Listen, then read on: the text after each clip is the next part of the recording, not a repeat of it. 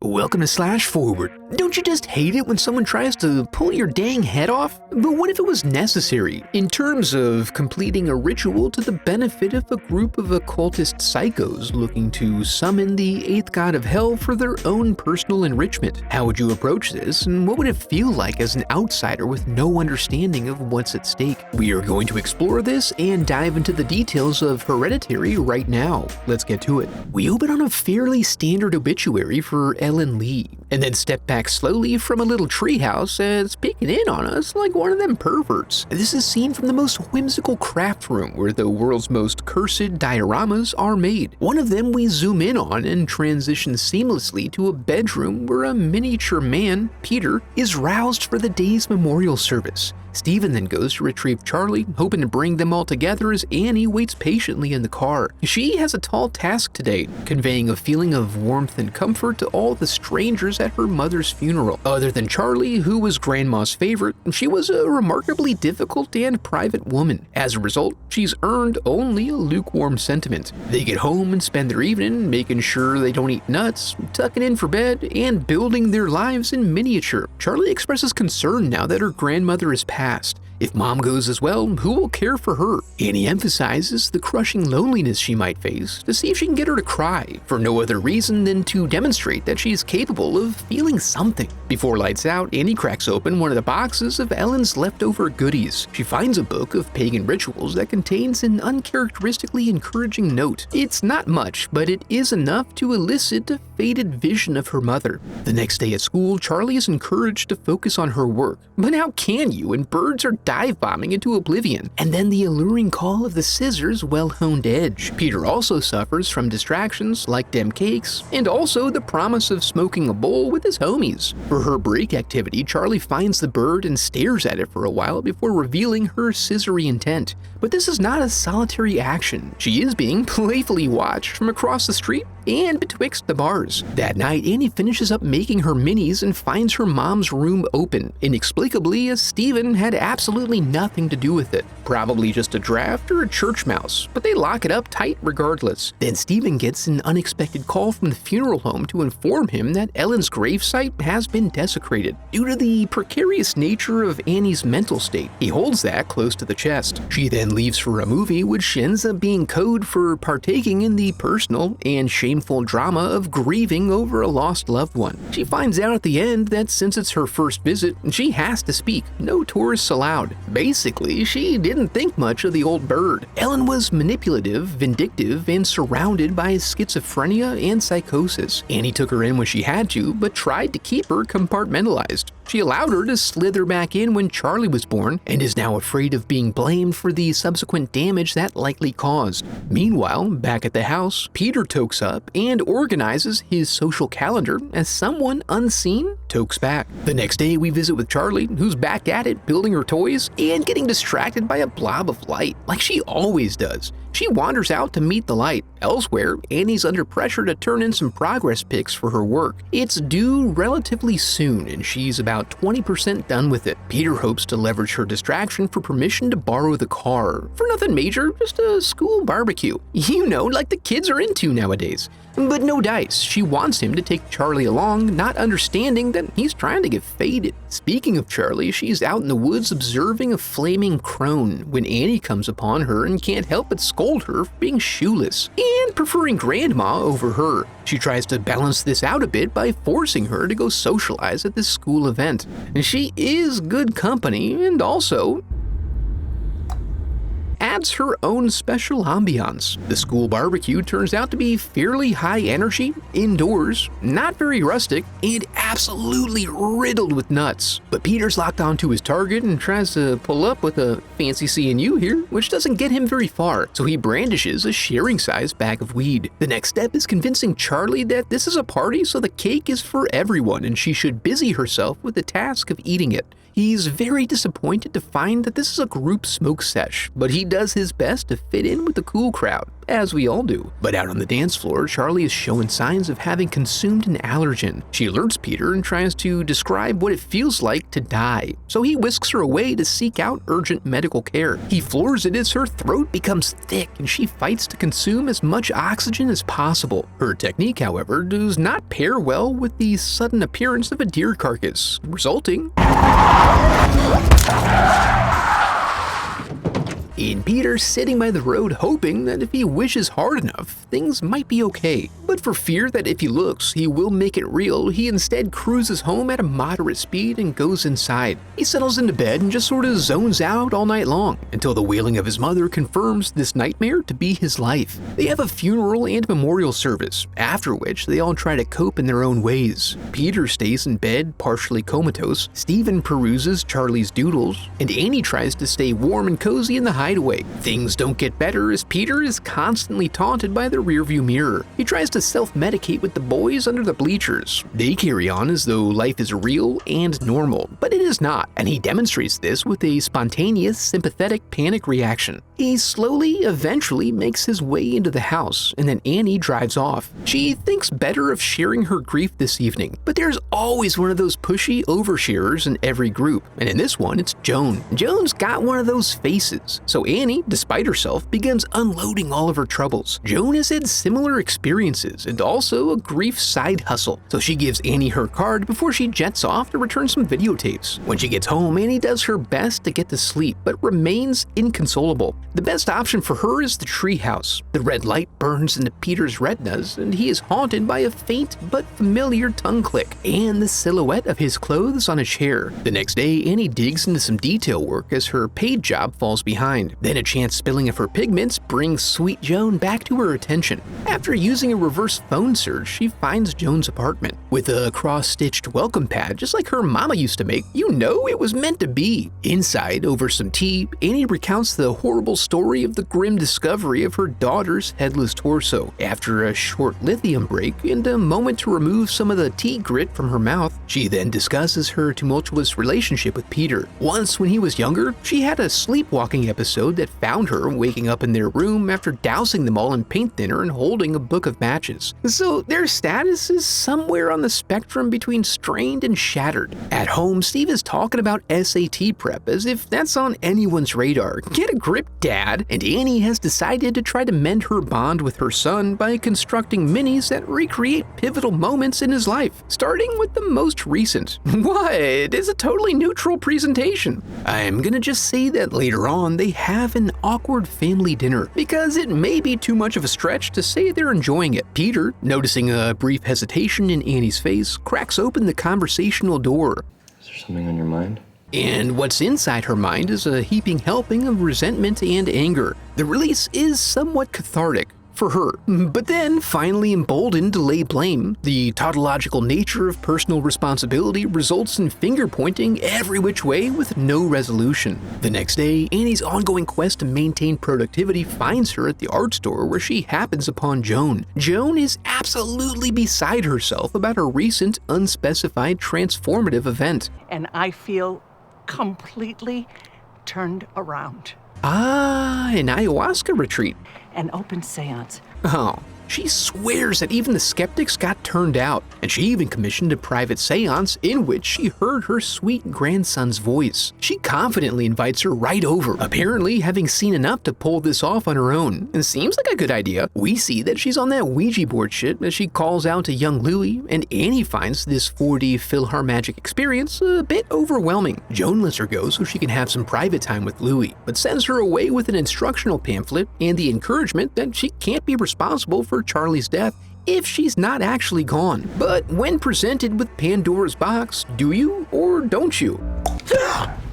Or what if it's already done? That night, as she continues to not sleep, she finds some night visitors tracing a line on her pillow. They originate from the window and are some juicy little buggers. And she follows the path which leads her all the way to Peter's corpse. But when Peter sounds the alarm, she learns she was just snoozing. And in this foggy state of mind, she suffers a bout of candid truthfulness. I never wanted to be your mother.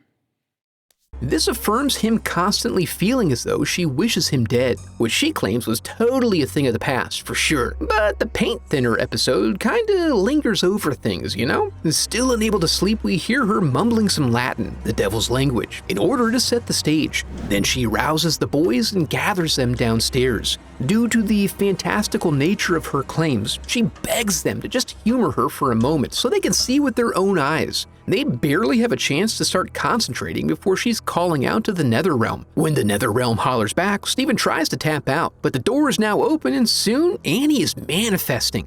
Why are you scaring me? Which causes everyone great distress. This escalates until Steve takes drastic measures. Unfortunately, this does not have as much of a healing effect as one might hope. This is driven home when Peter is mocked at school by flashes of light, a reflection that won't cooperate, and another tongue click. Stephen's primary objective at this point is protecting Peter. Annie becomes indignant about the implications here, which is not the proper mindset for creating tiny things. When the gallery calls to offer a postponement of the exhibit, she decides to take them up on the offer to the extreme. The boys return to an unusual smell in the house and the discovery of Annie's afternoon activities. The rift now formed results in Stephen having a little camp out that evening, and he doses up under the stars, like he does when he's camping. Upstairs, Annie hears a scratching noise and is relieved to find that it's not a rodent. It's just Ghost Rider filling up a sketch pad with clues. Peter wakes up to an apparition of Charlie in the corner, and her head rolls off in a playful way. They also have a surprise dog, and then someone starts trying to pull his dome clean off. He wakes up wondering why his mom is tugging on his noggin, but she claims she just got there because of the screaming. She then intensely proclaims that while she's not sure what's happening, she's the only one who can fix this, and that she will fix this. Meanwhile, the sketchpad is working on some portents of anguish for Peter. This is Annie's starting point, and she attempts to end the demonic scribbling with fire. But she seems to get a little ember on her sweater because her arm tries to light the way. It seems to be in some way connected to the fate of the book, so now she knows to never wear her evil sweater again. The next morning, Peter comes out ready to meet the day, and Annie comes out urgently needing to meet the Joan. But pound as she might, Joan will just not answer, and we see inside that she's got some sort of ritual thing going on in there with Peter's eyes. It's not clear exactly what it's for, but it sure does prevent your boy from enjoying his milk, risking stunted growth and brittle bones. Then he hears a noise clearly in his head that is unnervingly coming from Joan quite a ways away. Get out! But since he's outside, it's an utterly confusing situation. At home, Annie begins scouring her mom's things looking for clues. It appears she was a fan of astrology and also may have made a hobby of conjuring the god king Payman. And depending on how you view things, the misogynist or misandrist who pulls this off will be rewarded untold riches. She then finds ample evidence that Joan was a close personal friend of her mother's, who was also a close personal friend of Payman. So, through the transitive property, Joan is Payman. Or something. Circling around, we find Peter still following random reflections off of people's phones, and that Stephen gets additional evidence regarding the grave desecration that looks like a full-on abduction. Back at home, Annie has decided to check the attic. When she drops the ladder, she's greeted with indications of major decomp going down. She goes up and does find the cause of the smell. There's only one candle lit to offset the rancid corpse. You really need an odor neutralizer for this kind of situation. At school, Peter hears another tongue click, then raises his hand for a question, but he can't get it out because someone's trying to pull his darn head off once again. Luckily, it stops due to its own failure because everyone is too freaked out to get close to him. The school's call goes unanswered at home because Annie is self-soothing in the clubhouse, so Steve has his midday work drink interrupted, and he is pissed as he drives his sleepy boy home where they put him straight to bed. Annie then urgently tries to convince Steve of what she saw in the attic. Now, you might be afraid that everything's going to be gone and Annie will appear insane, but he is greeted by a full family of flies. Now the problem is that, despite the details she fills in for him, he has a totally different interpretation of her mysterious absences from the house and whatnot. She tries to convince him to allow her one last extravagance before calling the police. The book must be destroyed so she can be sacrificed to save Peter, but despite her culpability, she doesn't have the strength to do it herself. Unfortunately for Stephen, this is where he draws the line. Right here and no further. Completely unwilling to humor her, Annie has a surge of courage and does it herself, but with a moderately different effect than expected. Peter wakes up that evening to a quiet house and a throbbing face. Mommy keeps an eye on him as he ventures out into the dark. following the buzzing of flies and strange otherworldly bangings that occasionally pierce the silence. When he gets downstairs, the chairs are all askew. He is greeted by his father's charred corpse, and Annie is in the rafters again. He observes a friendly fellow in the doorway, and he is chased into the attic where the lack of ladder now poses no problem for Mother. When the banging stops, he recognizes the unlikely nature of this situation and attempts to wake himself. His efforts are interrupted by some juicy noises overhead, and he looks up to find his mother in her favorite spot, very aggressively committing herself to a crash diet. Even with all that, it ends up being the elder nudity that sends him straight out the window. He lays here for a moment as his friendly guiding light enters him. Then she wakes up and sees her mother floating by and follows her up into the treehouse where the worshippers are waiting. The place has really been set up nicely for them. An off-screen voice welcomes Payman into his new body, apologizes he had to spend some time in that lowly female skin suit, and suggests that, now that he's come inside this strapping young lad, they will patiently await their riches of wisdom, wealth, and dominion over the will of man after he gets adjusted. What a rich and satisfying world we've entered here. To try to summarize this for clarity, Annie's mom Ellen was an occultist. She was the leader of a small group of people who worshipped the demon Payman. He was one of the 9 king demons of hell. Conjuring him into the material world would result in tremendous riches for the conjurers. Oh, and if you could, his preference is to occupy a male body. This was the driving force in Ellen's life. She seemed to have friends and a strong social net, but in regards to her own family, she was a crazy bitch. Annie grew up resenting her, but felt obligated to take her in when she became infirm. She had a no-contact policy in the house, but eventually relented when Charlie was born. Once Ellen was allowed to get her claws on Charlie, she manipulated her into preferring Grandma over Mother and leveraged her to conjure Payman. However, this initial conjuring wasn't fully actualized. I would assume there was far less ritual involved than what we saw at the end, because Charlie was female, which Payman doesn't prefer. I believe there was also brief indicators that something might have happened to Ellen's husband in regards to an unnatural death. So we're potentially looking at Payman into Old Man, then into Charlie, then into Peter as a final, fully realized form. This central drive for Ellen also greatly influenced Annie's life. She harbored significant resentment against her mother, which impacted her own views on motherhood.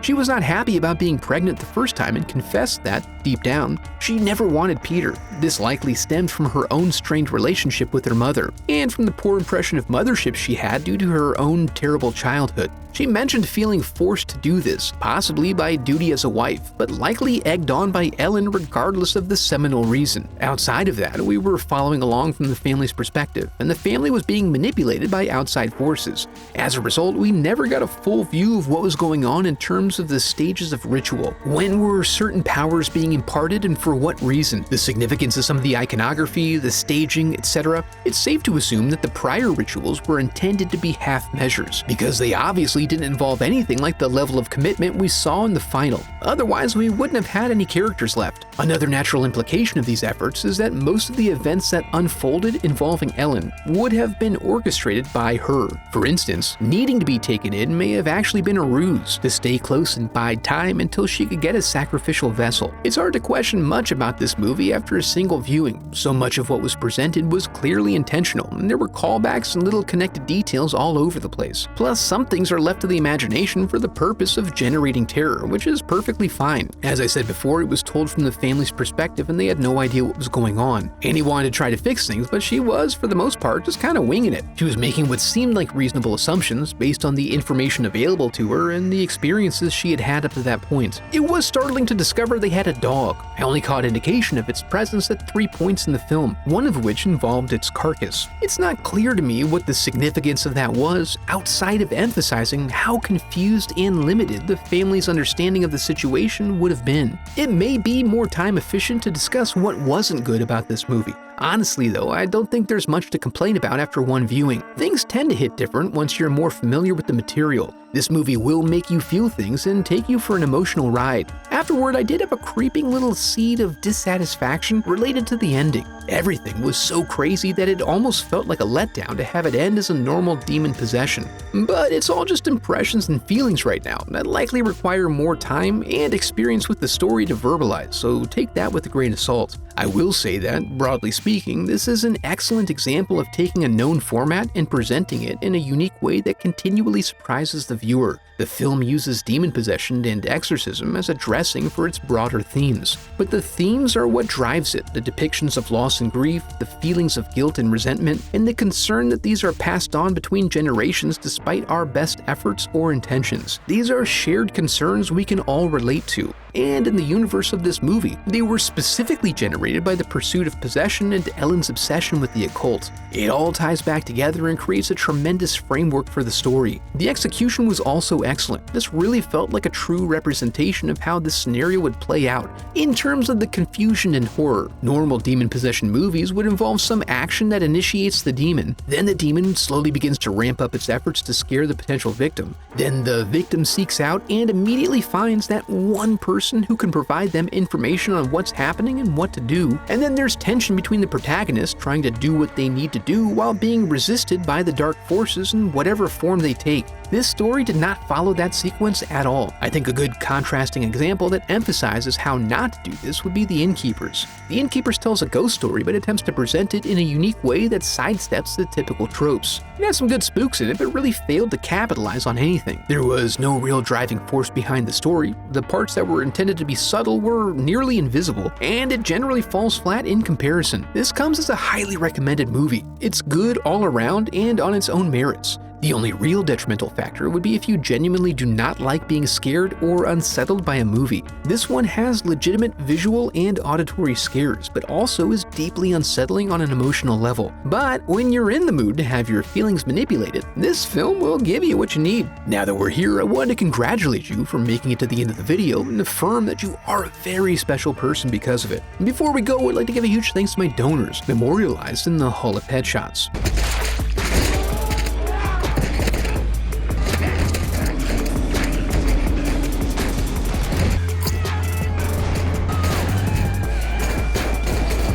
I have a website set up where you can support the channel through donations or merch. Any donation unlocks a growing collection of uncensored movie recaps. And if you enjoyed the video, I would love for you to become a part of the channel by subscribing. Thanks for watching.